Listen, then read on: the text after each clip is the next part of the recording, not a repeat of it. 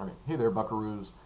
Today, I'm going to take a little bit of a risk and share a tutorial, my very first tutorial for a magic trick for you on the YouTube.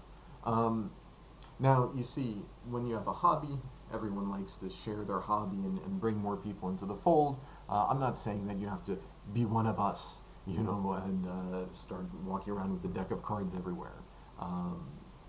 But I think it might be interesting for you to see some of the thought process and some of the construction behind the effect that I'm going to talk about today. This is not anything that's really so crazy it's going to boggle the mind, but I put my own little twister into the effect, my own little spin on it, which I think will make it maybe a little bit more interesting. However, before I start, I have to say sorry and admit I've never actually performed this before. And the reason for that is it's not an effect that I actually like in its classic form. And so what I will do is I'll demonstrate a kind of traditional version of the trick. Then I'll talk about why I dislike that form of the effect. And then I'll give my own interpretation with that addresses some of those issues. Okay, so let's move on to the performance. This is called the circus trick, and it's as old as the hills, right? So no one has a monopoly on it. I can teach it as much as I want. So I forget where I first learned it, but I definitely went back and I brushed up looking at the Royal Road to Card Magic, which is a great resource. So what do? This is an effect where you pick a spectator and you're going to challenge them. And you're going to say that, hey, look, I am numero uno when it comes to cards, and I can discern any card you pick from a fully shuffled deck. Okay, and this deck is genuinely shuffled. There's no preparation, and in fact, in my handling, I like to have them pick a card face up. I don't like the pick a card, any card business. So I have them pick a card face up. I turn away. I'm going to choose a random card here. Hopefully you can see this on camera. Okay, put the card down over here, and have the spectator shuffle the deck. Okay, they can shuffle it however they like. They can do a riffle shuffle. Right, I don't know anything that's going on here because my back is turned the whole time. And in fact, I say, hey, take about half the cards and get rid of them, because if you use the whole deck, then this trick can become interminable. So, anyways, this whole time here, right? They're shuffling the deck. I'm turned away. I say, "Are you ready? Are you satisfied? All right." And grab the deck, and now I start dealing cards down onto the table in little clumps. I'm not counting or anything. And when they say stop, they put their card in the deck, and it's completely lost. And in fact, we can cut the deck if we want. Give it a couple cuts there, and now their card is completely lost. All right, so now as the magician, I say I'm going to use my magic touch, and I will discern the card that you chose, okay? And it is not the Queen of Hearts. Okay? And then start going through the deck. And you can see, as I perform the whole business of doing this magic touch, that it takes quite a while. Where is it? Which card did you choose? Right? We're looking. And it goes on and on. And of course, hopefully, your spectator's eyes don't start glazing over quite yet. And we still have half the pack to go through. Searching for the spectator's card. Searching somewhere. Where might it be?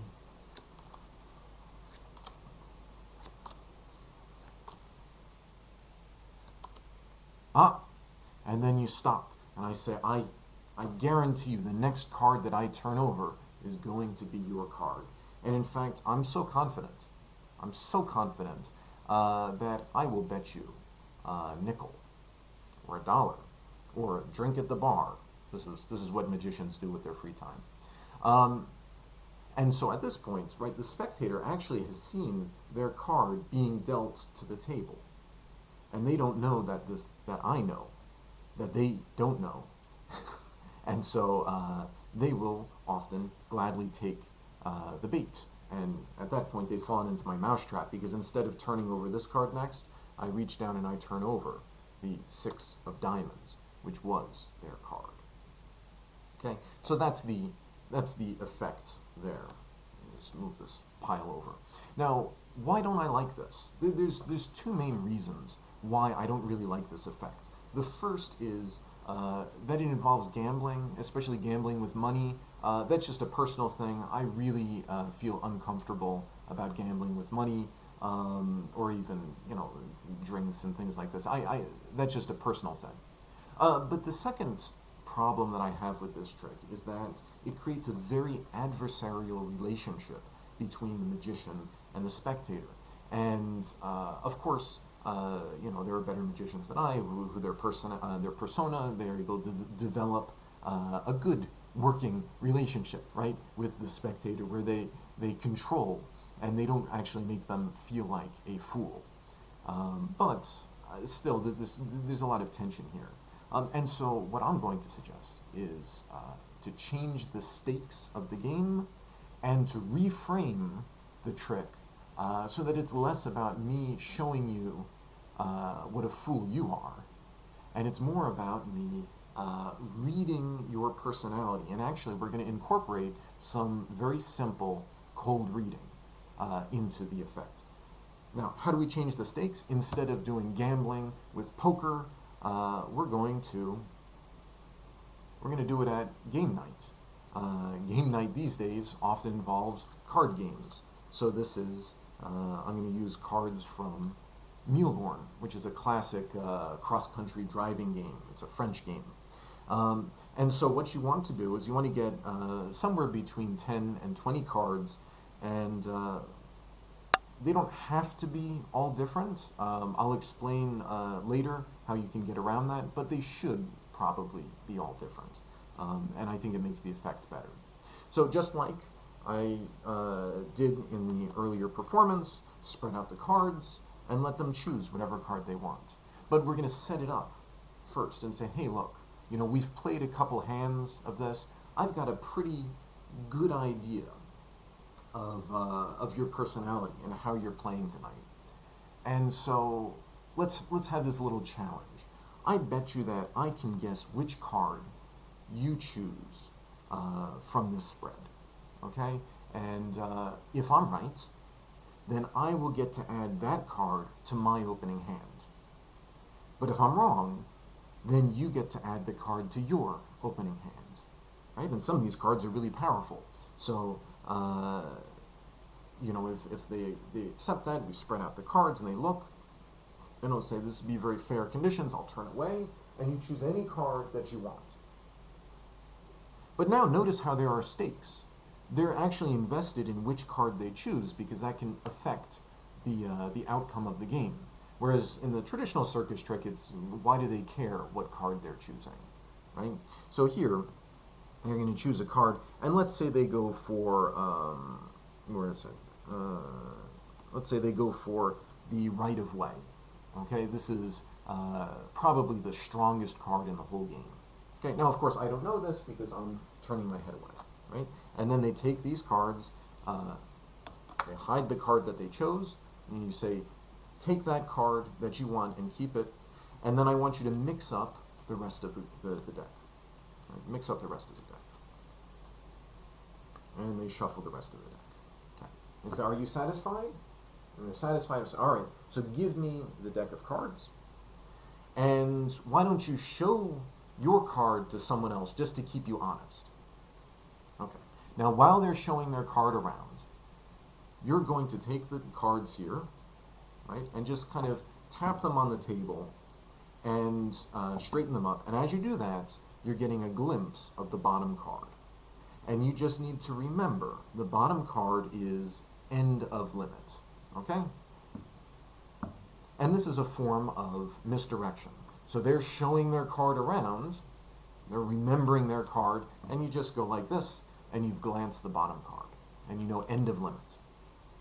All right, and you say, all right, so now let's lose your card in the deck, and you start doing this, tossing the cards out, and you say, tell me when to stop. They say stop.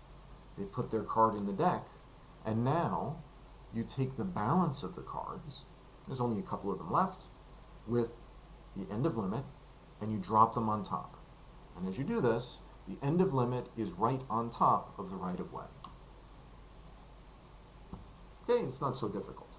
And now you can actually cut the deck as many times as you want, and this will not change the relative position of the end of limit and their chosen card. Okay, the end of limit will always be on top of their chosen card. And the only example when it's not is if the end of the limit is on the bottom. If the end of limit is on the bottom of the deck, here, like this, that means that their chosen card is all the way on the very top. Okay, but let's put it in the middle. All right, now you say, I'm going to go through the cards one at a time, and I'm going to use what I know about you, how you've been playing today, to see if I can discern which card you chose. Okay, and we start going through the cards like this, and you want to be a little bit messy, okay?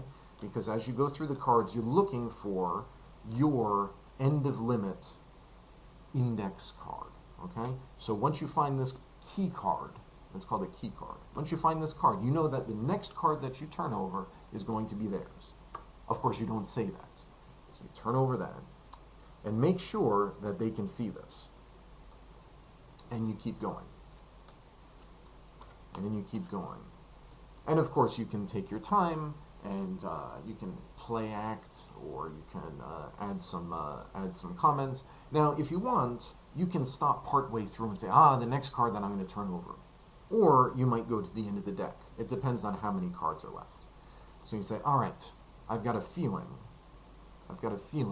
that the next card I turn over is going to be your card. In fact, I'm quite positive that the next card I turn over is going to be your card. You see, and this is where you go into the cold reading, okay?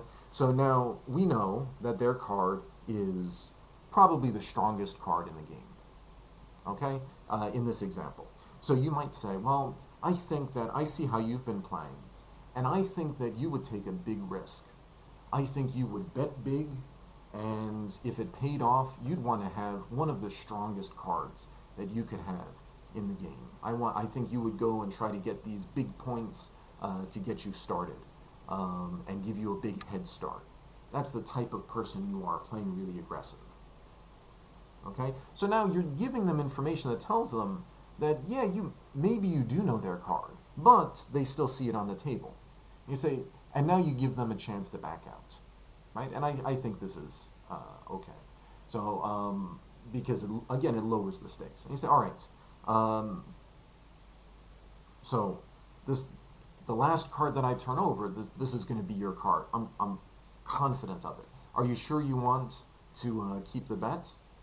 Do not look at this card. Look at them in the eyes. Okay, and if they say yes, then all right. If you're sure, and then you reach down and you turn over their card. Okay, now the point of this is it's taking the effect and not saying, hey, look, I found your card. It's saying, hey, look, I read who you are.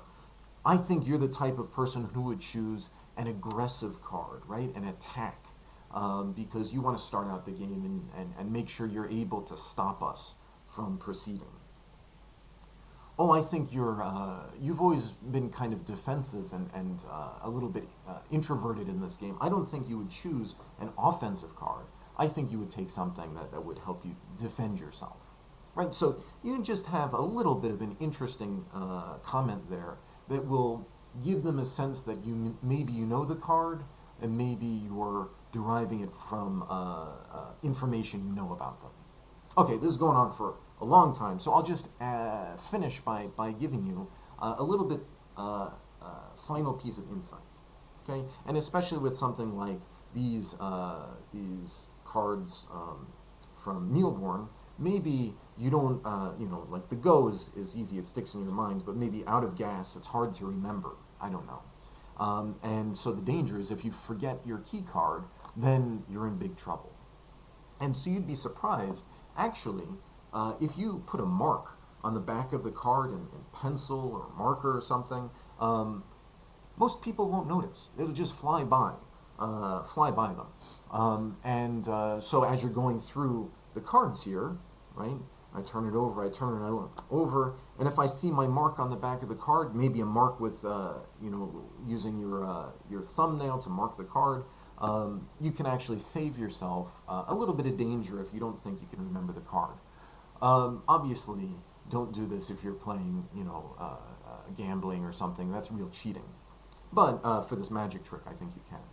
And you'll be surprised how big of a mark you can get past. Most people won't notice.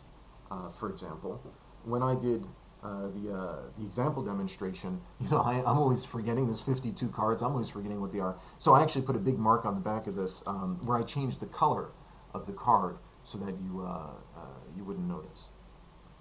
So that's the last lesson from this tutorial, is that the magician is always planning ahead. And they always have a plan and are 3 steps before the spectator. Okay, so use this idea and let me know what you think. I'm curious.